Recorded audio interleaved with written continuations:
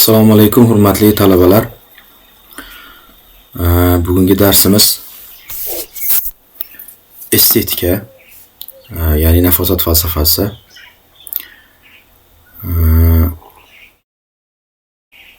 Zamonaviy yondashuvlar bilan tushuntirib berishga harakat qilamiz. Chunki bu darsni, aniqroq bu mavzuni Cambridge uslubida tayyorlashga harakat qilganmiz. Mutlaqo yangi yondashuvda tushuntirib beramiz bugun. Darsni bir necha bo'laklarga bo'lganmiz. Hurmatli talabalarimiz uchun zerikarli bo'lmasligi maqsad qilgan holda. Demak, rejamiz estetika nima? Estetikaning asosiy sohalari, tarixiy nazariyalar, go'zallik va san'at orasidagi farq. 3-rejamiz subyektivlik va obyektivlik, estetika va texnologiyalar. 4-rejamiz estetika va jamiyat, tanqidiy nazariyalar. 5-rejamiz zamonaviy muammolar va oxirida xulosa va ochiq savollarga o'tamiz. Demak, birinchi masalamiz shundan iboratki, estetika tushunchasining tarix, etimologiyasi yunon tilidan olingan. Aesthetikos yoki bo'lmasam estetikos, his qilish yoki bo'lmasam his qilaman, his etaman degan ma'nolarda keladi. Ya'ni bu so'z hissiyotlar va tajribalar bilan bog'liq. Va bu so'zni birinchi bo'lib fanga kiritgan olim Alexander Baumgarten hisoblanadi. U bu so'zni o'zidan oldin o'tgan nemis olimi Leibnizning fikrlaridan ilhomlangan holda fanga kiritgan. Chunki Leibnizning bir mashhur fikri bor edi: inson hayvondan ma'naviyati bilan farqlanadi va bu ma'naviyat o'zi 3ga bo'linadi. Bular aql, iroda va his-tuyg'ular. Aqlni o'rganadigan fan mantiq, irodani o'rganadigan fan axloqshunoslik, his-tuyg'ularni o'rganadigan fan Alexander Leibnizning fikricha mavjud emas edi. Ya'ni Leibniz davrida mavjud emas edi, aniqrog'i. Shuning uchun his-tuyg'ularni o'rganish fan sifatida Alexander Baumgarten estetikos degan atamani kiritadi. Lekin keyinchalik davrlar o'tishi bilan aslida estetika fani his-tuyg'ularni emas, go'zallik falsafasini, his-tuyg'ularning go'zallik bilan bog'liq, nafosat bilan bog'liq bo'lgan qismini o'rganadigan fanga aylandi. Undan tashqari tarixiy komplekslari haqida gapiradigan bo'lsak, tarixiy kontekstda shuni aytishimiz mumkinki, qadimgi Yunon falsafasida Platon va Aristotel go'zallik va san'atni inson hayotining muhim jihatlari sifatida ko'rganlar. Qiziqarli fakt sifatida shuni aytishimiz kerak: Platon go'zallikni haqiqatning ko'zgusi deb atagan. Ya'ni hurmatli talabalarimizga aytamizki, bu fikrni qanday baholashadi? Ya'ni ularning fikricha go'zallik bu haqiqatdan ham haqiqatning ko'zgusimi? Xo'sh. Endi estetikaning rivojlanish tarixi haqida jadvalimiz bor. Bu jadval ya'ni qadimgi davr, o'rta asrlar, rivojlanish falsafasi, rivojlanish davri yoki bo'lmasam Renessans davri va 19-asr Yevropa, 20-21-asr zamonaviy estetika va hokazo. Jadvalda bu yoqda hammasi ko'rsatilgan. Endi keyingi slaydimizga o'tsak. Xo'sh, go'zallik falsafasi va uning jamiyatdagi rol. Go'zallik tushunchasi, go'zallik bu san'at va tabiatdagi muvozanat, simmetriya, uyg'unlik, go'zallik bu ijtimoiy normalarni shakllantiradi degan fikr berilgan.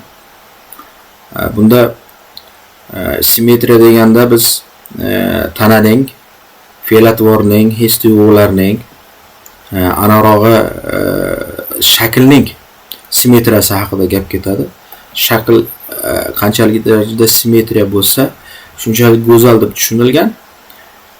Lekin keyingi yangi davrlarda misol uchun Yapon madaniyatida yoki bo'lmasam boshqa xalqlarning madaniyatida asimetriyaning, ya'ni simmetriya bo'lmaganlik, uyg'un bo'lmaslikning yoki bo'lmasam uyg'unlikdan tashqari bo'lgan go'zallik ham mavjud ekanligi haqida fikrlar bildiriladi. Masalan, jamiyatdagi roli haqida shuni aytishimiz mumkinki, go'zallik ijtimoiy va madaniy qadriyatlarni shakllantiradi. Estetik tajriba orqali insonlar o'zaro aloqalarini kuchaytirishadi.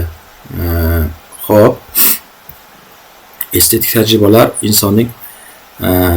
insoniyatning aloqalarini kuchaytiradi. Estetik tajribalar deganda nimani tushunishimiz mumkin? Estetik tajribalarda go'zallik bilan bog'liq bo'lgan tajribalar, misol uchun san'at asari bo'lishi mumkin, bu tabiat bo'lishi mumkin, yoki bo'lmasam insonlarning bir-biriga go'zal munosabatlari bo'lishi mumkin va hokazo. Ko'proq bu yerda estetik tajriba deganda odatda nafosat falsafasida san'at ko'proq nazarda tutiladi. Qiziqarli misol, Yapon madaniyatida wabi-sabi go'zallik tushunchasi, tabiiylik va impermanensiyaga e'tibor qaratiladi.